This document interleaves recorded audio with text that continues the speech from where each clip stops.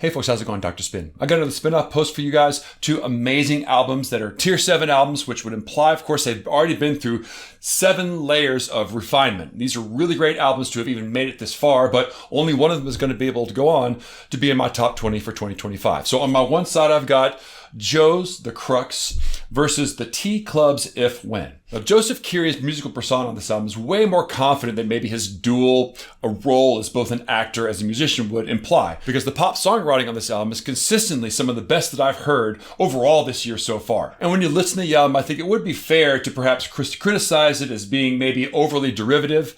I personally feel like it adds a lot of breadth and diversity to the album, and it's held together by really Joseph Keary's sincerity. The music that he's pulling from on his influences he clearly loves and has deference for. He's never actually quoting anything, but he's definitely playing a little bit of music trivia for music nerds like us. So let's take that in comparison over here to this If When album by the T Club. Now clearly If When wades into the waters of progressive rock, but it avoids, generally speaking, doing so at the expense of its own accessibility.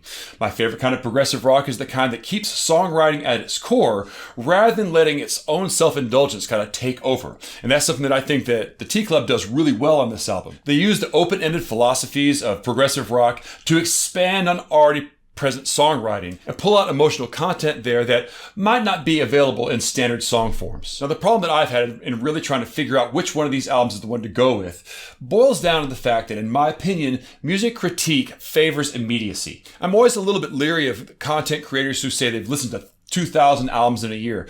But if you've listened to them, have you really only ever listened to the surface of those albums or listened inside of those albums? And because The Crux is a well-crafted pop album, the songs are going to be more immediate, come to you more quickly, present themselves more easily than it would if it was something that's a little more involved. The problem is usually albums that take longer to digest are ones that really sink in and have the most impact on you. My favorite albums are the ones that sounded like absolute gibberish at the beginning, but upon subsequent listens really reveal a depth that just isn't available on a sort of superficial listen. So it took a little bit of self-reflection and self-examination to make a distinction here, but here's the thing.